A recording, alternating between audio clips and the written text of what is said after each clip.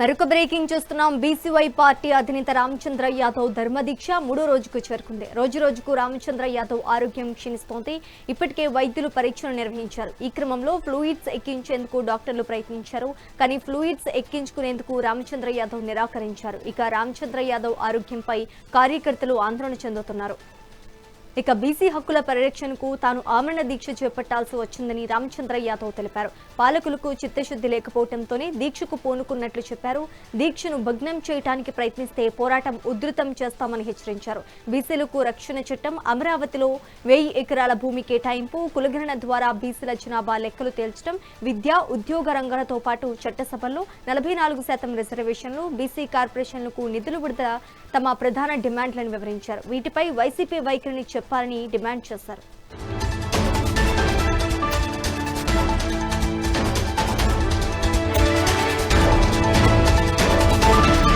ఇక ఇదే అంశానికి సంబంధించి మరింత సమాచారం మా కరెస్పాండెంట్ నరేంద్ర అందిస్తారు. నరేంద్ర, చెప్పండి. ఏదైతే ఆంధ్రప్రదేశ్ లో బీసీల హక్కుల సాధన కోసం బీసీవై పార్టీ అధ్యక్షులు రామచంద్ర యాదవ్ గత 3 రోజులుగా ఇక్కడ ఆమరణ నిరాహార దీక్ష చేస్తూ ఉన్నారు. ఈ దీక్షకి పెద్ద ఎత్తున ప్రజల నుంచి మంచి మద్దతు లభిస్తూ ఉంది. అయితే 3 రోజులకు చేరుకున్నటువంటి ఆయన దీక్షకు సంబంధించి ఇక్కడ వారి కార్యకర్తలు, అభిమానులు, నాయకులు కూడా ఆందోళన చెందుతూ ఉన్నారు. ఎందుకంటే నిమిషానికి ఆయన ఆరోగ్యం విషమిస్తూ ఉంది.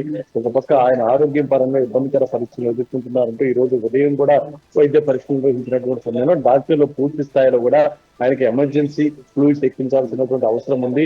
ఆయన దానికి సహకరించట్లేదు. మీరు పార్టీకి సంబంధించినటువంటి ముఖ్య నాయకులు, కుటుంబ సభ్యులు మాట్లాడుకొని ఆయన ఒప్పిస్తే దానికి తగిన విధంగానే వైద్య సహాయం అందిస్తాము, లేకుంటే ఆయన ఆరోగ్యం మరింత ఇబ్బంది పడేటువంటి అవకాశం ఉన్నట్టు కూడా వారి దృష్టికి తీసుకువెళ్లారు. ఒక పక్క దీనికి సంబంధించి పార్టీకి సంబంధించినటువంటి ముఖ్య నాయకులు కూడా ఆందోళన వ్యక్తం చేస్తూ ఉన్నారు. బీసీలకు సంబంధించినటువంటి హక్కుల కోసం పోరాటం చేస్తున్నటువంటి రామచంద్ర యాదవ్ కి ఏదైనా జరిగితే తర్వాత తీవ్ర పరిణామాలు ఎదుర్కోవాల్సి వస్తున్నట్టు కూడా ఇక్కడ పార్టీలకు వార్నింగ్ ఇస్తున్నారు. మొత్తంగా ఈ రోజు మరి కాసేపట్లో రామచంద్ర యాదవ్ ని ఇక్కడ ఏదైతే దీక్ష ప్రాంతం నుంచి ఆసుపత్రికి తరలించేటువంటి అవకాశం ఉన్నట్టు కూడా మనకి సమాచారం ఉంది. ఎట్టి పరిస్థితుల్లో ఈ రోజు రాత్రి లోపు పూర్తిగా కూడా రామచంద్ర యాదవ్ ని ఇక్కడ దీక్షా ప్రాంతం నుంచి ఆసుపత్రికి తరలించి ఆయనకు వైద్య సేవలు అందించే విధంగా కూడా దాన్ని తరలించినటువంటి ప్రయత్నం జరుగుతున్నట్టు తెలుస్తుంది. ఏదేమైనప్పటికీ రామచంద్ర యాదవ్ ప్రధాన డిమాండ్లుగా పెట్టుకుని బీసీల రక్షణ చట్టానికి సంబంధించి బీసీల హక్కులు, ప్రయోజనాలు, రాజ్యాంగబద్ధమైనటువంటి రక్షణ కల్పించే విధంగా చట్టాలు తీసుకురావాలనే ఒక డిమాండ్. అదేవిధంగా రాజధానిలో 1000 ఎకరాలు బీసీలకు కేటాయించాలి, కార్పొరేషన్ నిధులు సక్రమంగా ఉపయోగించాలి, మంచి నిధులు కేటాయించాలి, సమగ్ర కులగణనకి సంబంధించినటువంటి శాస్త్రీయమైనటువంటి ప్రాతిపదికన కులగణన చేయాలి. అదేవిధంగా 44% రిజర్వేషన్ సంబంధించి కూడా ఆయన ఒక డిమాండ్ పెట్టారు. మొత్తంగా ఈ 5 ప్రధాన డిమాండ్లు అవుతున్నాయో వాటిని అమలు చేసే విధంగా వాటికి సంబంధించి పూర్తి స్థాయిలో క్లారిటీ ఇవ్వాలంటూ కూడా ఆయన దీక్ష దిగినటువంటి నేపథ్యంలో మరి కాసేపట్లో ఆయన దీక్ష కూడా భగ్నం చేసేటువంటి వాతావరణం కనిపిస్తుంది. ఒక పక్క రామచంద్ర యాదవ్ ఎట్టి పరిస్థితుల్లో కూడా ఇటు ఈ డిమాండ్స్ కి రాష్ట్ర ప్రభుత్వం నుంచి అదేవిధంగా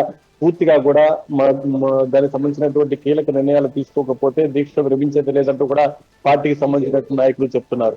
రామచంద్ర యాదవ్ కు సంబంధించినటువంటి ఆరోగ్యం అయితే నిమిషానికి ఇబ్బందికర పరిస్థితులకు వెళ్తుందని చెప్పుకోవాలి. Thank you for the update, Narendra.